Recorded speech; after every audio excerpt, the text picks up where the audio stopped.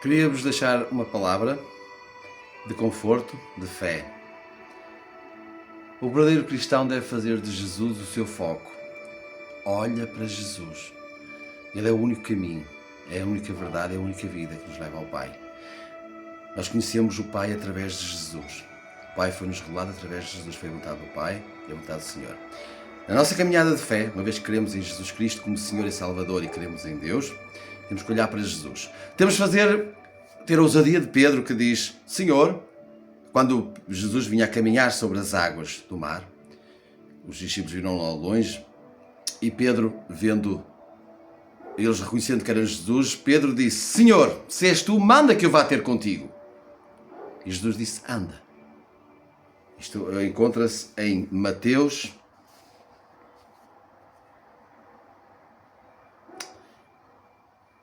24. Mateus 14, 24.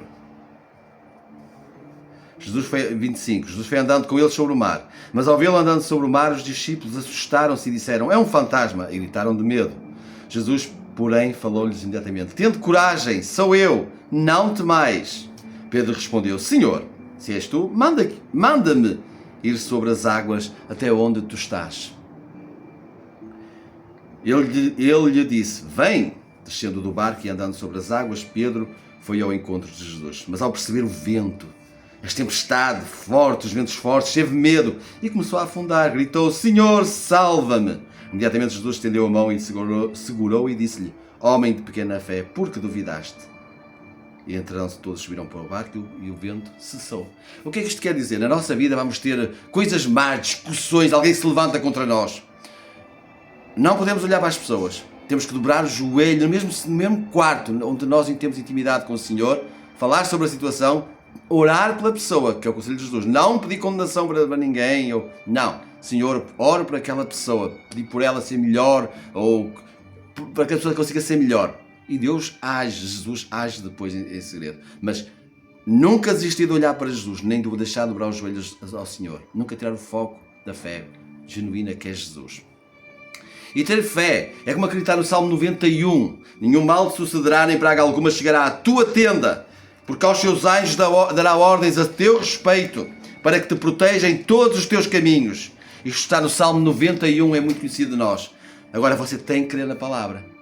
O que está no Salmo você tem que acreditar mesmo. E ainda mais sabendo que a palavra é Jesus. Jesus é a palavra, Jesus é o verbo. Toda a Bíblia aponta para Jesus. Toda a Bíblia foi inspirada por Jesus, com o Espírito Santo e com o Pai. O Pai, Filho e Espírito Santo. Mas é Jesus, a palavra, o verbo é Jesus. Tem que crer em Jesus de todo o coração. Fico com esta palavra. Nos momentos de aflição, eu já passei por muitos, é tudo na nossa cabeça. O que é que nós temos que fazer nos momentos de aflição? Alguma coisa acontece ao nosso redor, parece que todo mundo se vira contra nós. Dobrar o joelho no seu quarto. Fala com o Pai. Não é rezar Ave Maria, Santa Maria, não, então rezar o Pai Nosso, mas não é isso. Falar com Jesus, primeiro adorá-lo, porque Ele é Deus, ó Deus Todo-Poderoso. Eu te louvo com todo o meu coração. Eu reconheço que Tu és Deus soberano sobre todas as coisas. E eu reconheço que Jesus Cristo é o Teu muito querido e amado Filho, que foi dado em nosso favor, que veio ao mundo para padecer para levar as nossas culpas e para nos restaurar e levar para junto do Pai.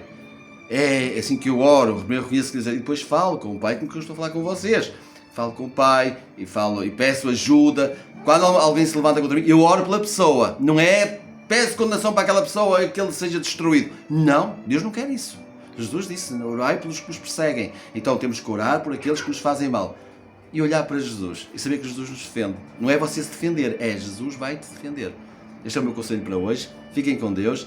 E sempre que eu puder vou dar uma palavrinha, porque eu tenho a obrigação também de falar o que eu entendi que veio de Deus. Deus deu-me entendimento. Mas atenção, e também ouço os pastores ao serviço do Senhor.